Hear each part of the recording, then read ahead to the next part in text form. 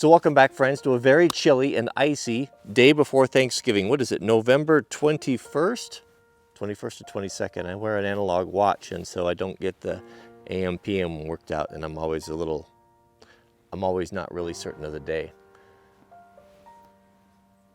November 21st. All right, so we are hosting Thanksgiving this year, and that means a preparation today. We have a lot to get ready to do for the folks that are coming over tomorrow, friends and family.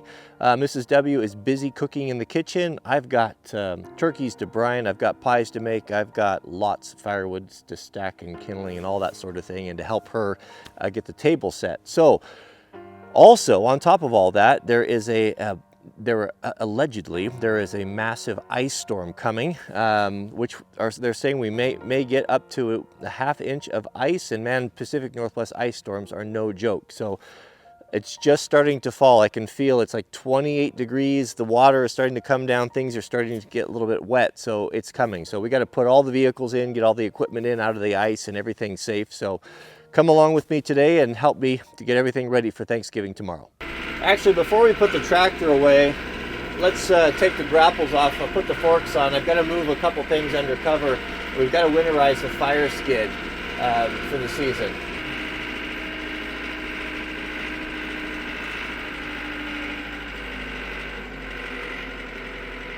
Several of you have been asking about the snowblower, what's going on with that.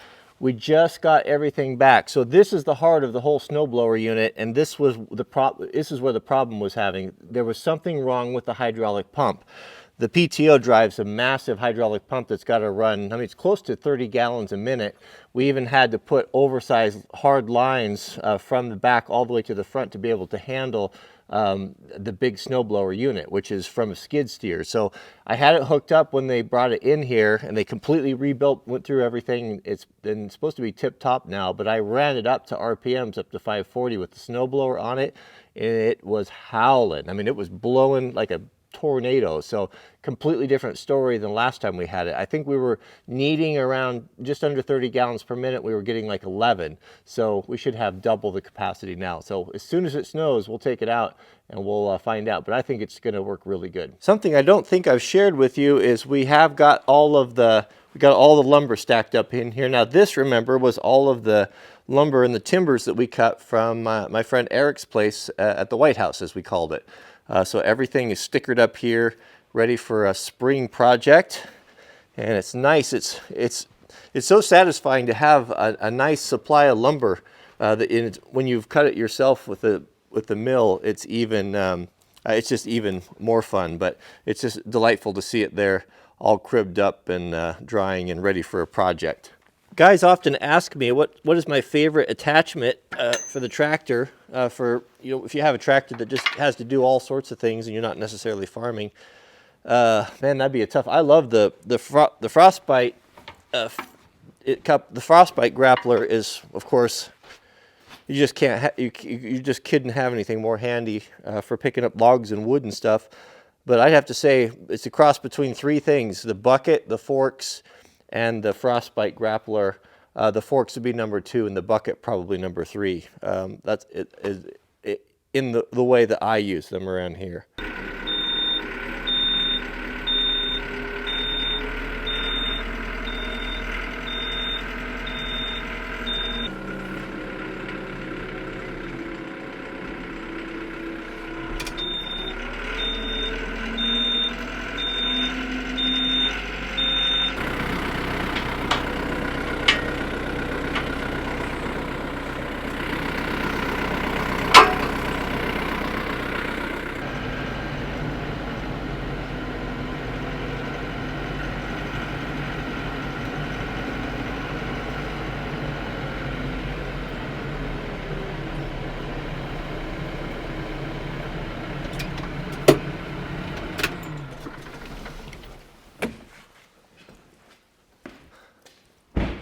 I drained this fire pump at the end of the summer, but I got to thinking of it when I drained it. It was on flat ground, and so I brought it in here and put it on an angle, and sure enough, there's a few gallons of water sitting on the bottom of that, which would probably be okay, but it's gravity feed to the drain hole there.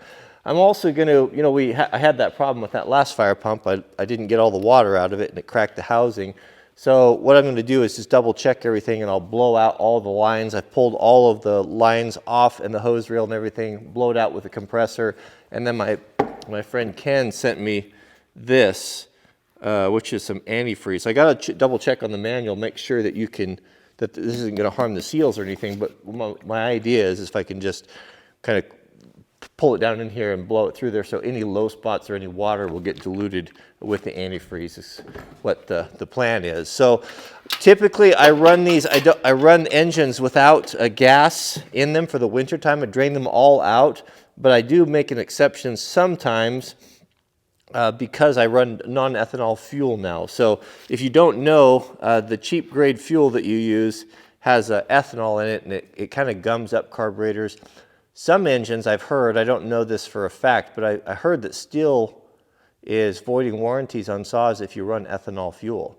So fortunately we have a local gas pump that has a premium non-ethanol pump, and our standing policy here is if it's in a can, it's non-ethanol fuel, because we have so many small engines. So this is full, and because it's non-ethanol, it's about a gallon there. I'm going to add just under ½ an ounce of stabilizer for that fuel, and that will work. And I know this is fresh because I just put it in just a couple weeks ago, and it'll make it through the summertime, and then we can run it out when we warm it up. Feels good to have everything safely inside, out of the weather. So what I started doing, I don't know why I didn't think of this before, but in the shop, I'd put the tractor in first, and then I'd bring the van in or my truck, and it'd always end up where I'd have to oh, I want the tractor, and I have to move things around. So there's 2 doors in the shop, right? So the tractor goes out that way, van goes out that way. That way you can go either way without having to move stuff around. So now that I've put water in the van, I also have to keep it heated because I've got 30 or 20, I don't remember, 20, 30 gallons of water in there with all the plumbing.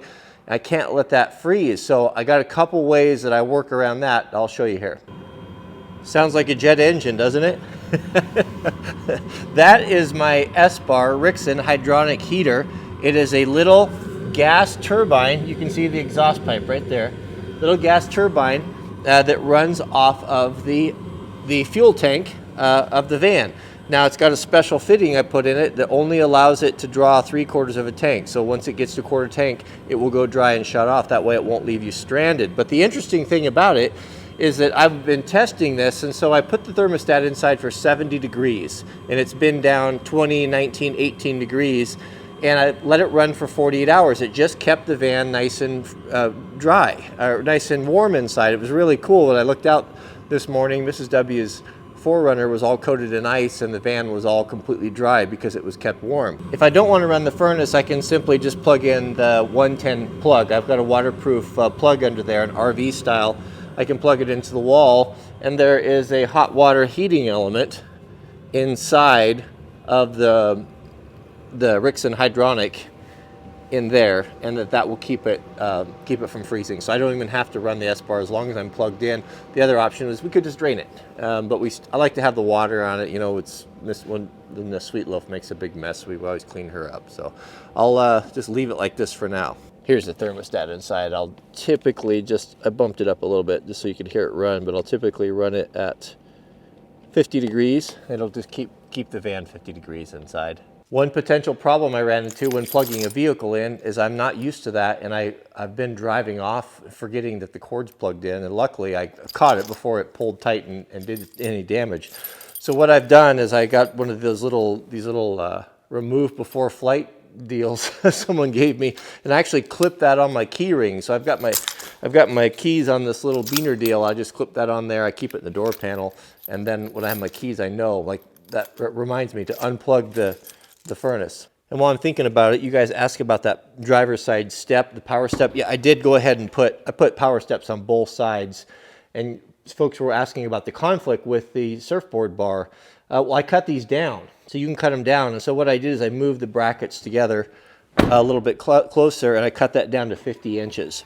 So it's just kind of a short little step for the driver's side, but it gives me the ability to kind of stand up, and I can get stuff or adjust lights and stuff. So I left it as long as I could, and then just gave myself 6 inches on that, right there on that bar for the surfboard. Regarding hooking up the lights, this is turning in more of a Q&A video here. I said I was going to do a video on that, and I will, but I had to order some special parts. Now, this is another question that comes up all the time. Why are you spending so much time and effort on doing, building your own RV? Why don't you just buy something that's already done? You could probably get it ready to go for the same amount of money you're putting into this. That's probably true. However, RVs typically, except for a very small minority of exceptions, are of very poor quality. If you look at how they're constructed and the materials that go in them and the craftsmanship, if you want to even call it that, many of them are, well, how shall I say it, wanting. I am doing everything the best I can on this van, not RV quality, but marine quality. I'm talking marine grade components. So where an RV guys or manufacturer might think, well, we need to bring some wires for some lights or solar panels through the roof. We drill a hole and we put a big old goop of silicone or something on that. And that's not the way I'm doing things. Everything I'm doing to the best of my ability, so it'll last a long time. I plan on having this a long time, and I don't want low quality stuff. So I needed to get a special little bulkhead, a little bulkhead fitting that was marine grade that I can run the cables through the roof, that I don't have to worry about it leaking and it's clean and done correctly. So I'm just waiting on that. I've got all the wires and the butt end joint connectors and such. So I will be doing that shortly, as soon as that stuff arrives. So that's why it's not done yet. One thing I'm really excited about is I couldn't figure out, I can't start drilling holes in dashes of new vehicles to put in switches and stuff. It just goes against the grain. I'm always looking for a clean way to do things. And I got on eBay and I found this dude that is 3D printing these little switches that fit in the factory blank covers on the Transit, which go to the right and left of the speedometer. And I have 2 blanks, so I need 2 switches. And I ordered those, and they're supposed to snap right in. So that will just be the slickest thing, because we'll put these lights on a relay. And so we just need a low power source up there to those switches. So it'll look factory. I don't have to drill any holes or anything. So I'm excited to share that with you. Those should be here maybe today or tomorrow. And when that stuff all arrives, we'll get these all hooked up and turn on and see how bright it is at night. I can't believe it. Do you hear that? The freezing rain right on time. So it is, I just checked the temperature, it's about 28 degrees and it's starting to rain heavy. That means a wicked ice storm up here. So we might be having Thanksgiving alone if our friends and family aren't able to make it up the hill. Mailman just came by. Maybe he's got that bulkhead fitting we've been waiting for. Wow, the whole road is becoming a sheet of ice. I pity the fool that's got to drive in this weather. Well, I'm anxious to show you guys that fitting. It's supposed to be here. Today. Let's go open these up. Let's see what our mailman brought. Oh, how's this for a letter opener? Review coming. All right, what do we get? I'm hoping that bulkhead fitting. I really want to. Oh, good grief! It says fragile. I drop it on the ground. Oh, these are those switches I was telling you about, those 3D printed ones. We'll try those here in a minute. This, I think I know what that is. So I got a love-hate relationship with Amazon sometimes. So I like to buy from our local parts store, right? As much as possible. So I went down to Napa. I needed some butt connectors for the electrical with the built-in shrink tape, because I've been doing a lot of wiring on the van and stuff, and so I went down there to get some. Let's get these open up. I'm going to show you just the contrast, the difference, why they make it impossible for me. My local Napa carries the same brand, and so I went in there, trying to do the right thing, shop locally, right? And let me show you the difference here. So they had a little packet. The biggest number that they had is they had 4 red, 4 blue, and there was 3 of the yellow for the different size wirings. This is what was contained in the packet. How much do you think they were asking for that? $17 and change plus tax. So the better part of $20 for 11 fittings, right? I mean, I was packing them around and I was thinking, man, that seems outrageous. And I put them back, like, no, I just can't do that. I need more than that. And to buy 2 packs, you're looking at close to $40, right? So I go on Amazon And the same brand, these are good ones. These, I mean, you have to be careful. Some of them are cheap on there. These are the good ones here. How many pieces are here? There are 270, 270, so a total of 660 pieces, $39 versus 11 pieces for almost $20. I mean, come on, you got to get close. I don't even mind paying double locally, you know, to support the local stores. But good grief, I mean, that's you got to be close. This is a momentous day. This is the first time that this is the first thing I've ever bought that was 3D printed by anyone. So here you can see are the factory places for the switches here. This is the traction control here, and this is a blank one. And I'm thinking if I press, it's probably latches there on the side. I better get the right tool for the right job there. I'll mess it up. Let's try a little flat-bladed screwdriver.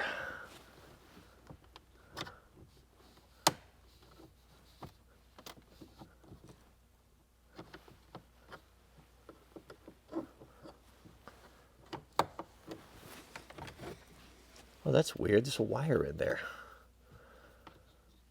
Why'd there be a wire in there when it's a blank switch? Unless it was just to feed the accessory. I wonder what the accessory. I don't have any idea what goes there. Yeah, that's just a blank. Anyway, so allegedly, according to the on is up, that these will snap into the factory. I don't know. What's the chance of that working?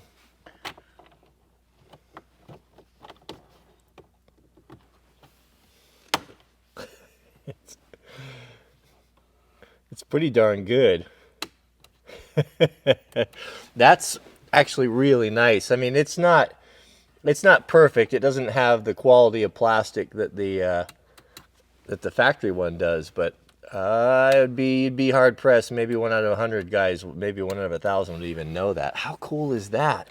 Now, that's a good position for the off-road running lights, because you know those are not highway legal lights. They're going to be obviously off-road, but it's close to the headlight switch right here. So, and that's what I like about it. So I'll put that switch right there, or put the front running lights, the super bright bar right there. It'll be on and off on a relay. It's very simple to get to.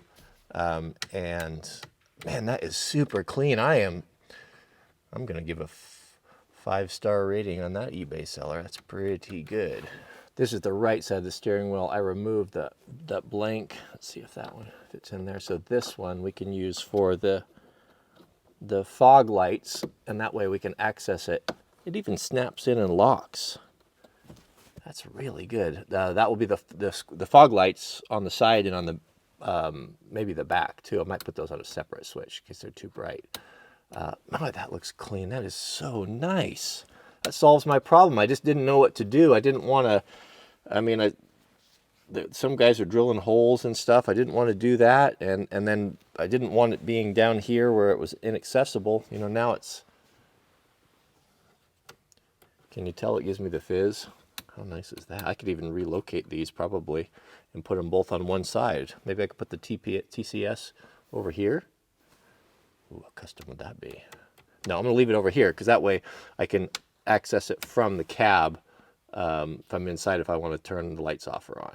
So this video is not at all turning out like I had planned. So I think we ought to finish on this eve of Thanksgiving with a manly manners, but we're going to do things a little different today. We're not going to do manly manners.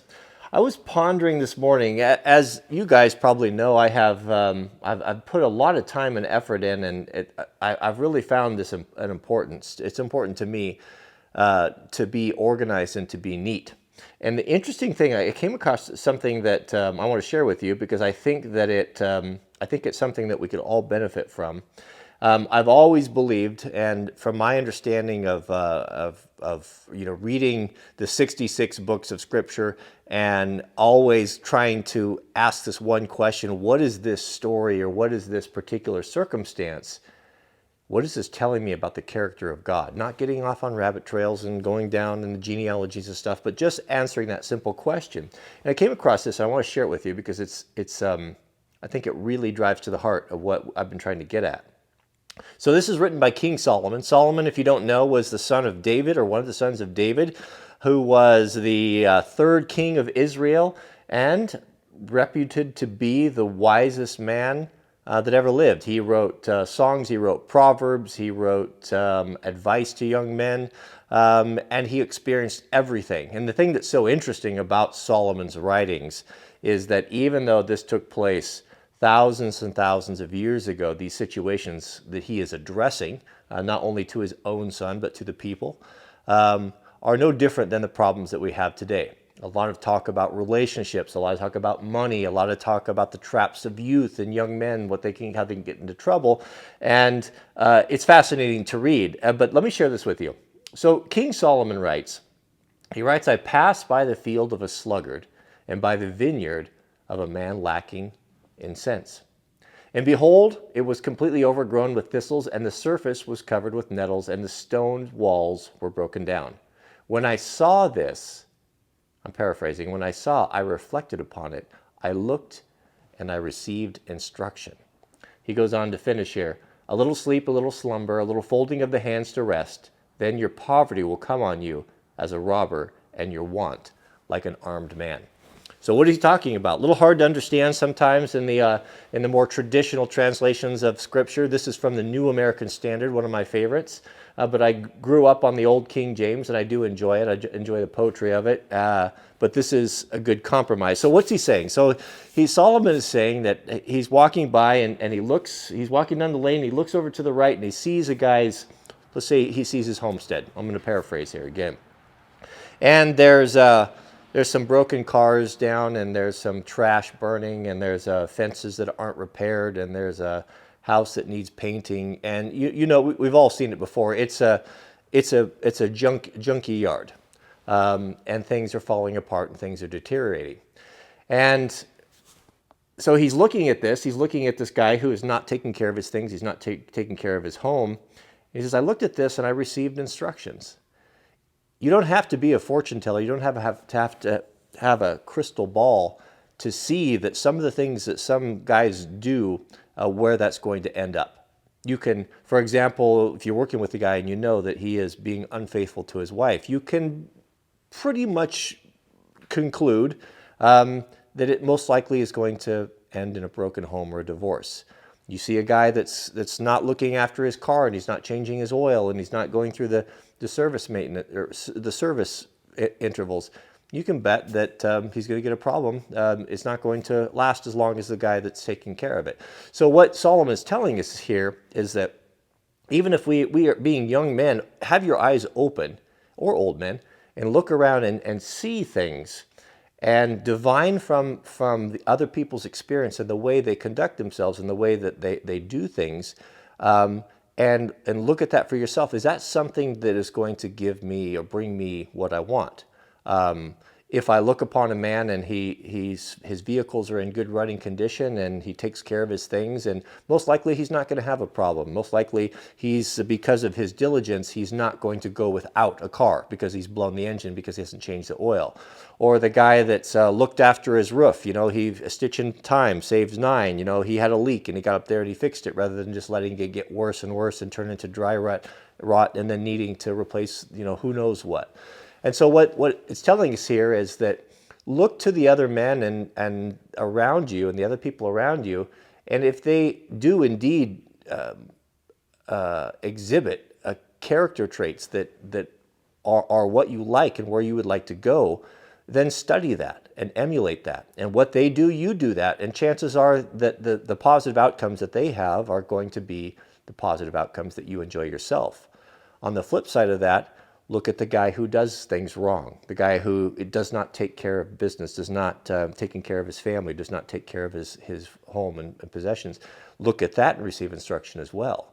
And by doing that, you can see, if I do these particular things, if I treat my equipment and treat my life and my family the way that this guy does, I'm most likely going to be enjoying or suffering the same circumstances that he does and receive intelligence, receive wisdom from that. That's what Solomon's talking about. So I think it's important. I had I'm not preaching to anyone. I am talking to myself more than anyone, because I have it's been a struggle for me, but I really see the importance. I think that I think that we honor God and we honor ourselves and we honor our families if we do the best we can with what we have. And that one thing that we can all do is start by looking after our things and taking care of things and doing the best that we can. We don't always, you know, there's I'm not casting aspersions. I'm not casting stones in anyone, but you know what I'm talking about. You see the guy that takes care of his stuff. Usually he's a very different person than the person that doesn't. And look at those two things and which do you want to be? I guess what you need to ask yourself, and you can start by emulating that person.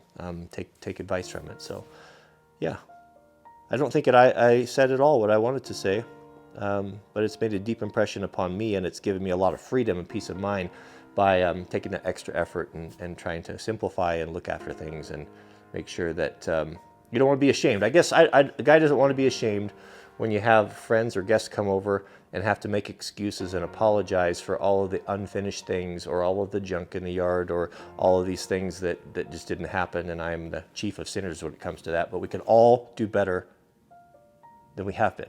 So good lesson for all of us. Thanks for watching. And I'll go inside and maybe we'll do another video. Maybe it'll be 2 videos of getting ready for Thanksgiving and the table set and all that, and get Mrs. W squared away. All right, thanks for watching. Click the thumbs up if you enjoy these, and we'll see you guys on the next video.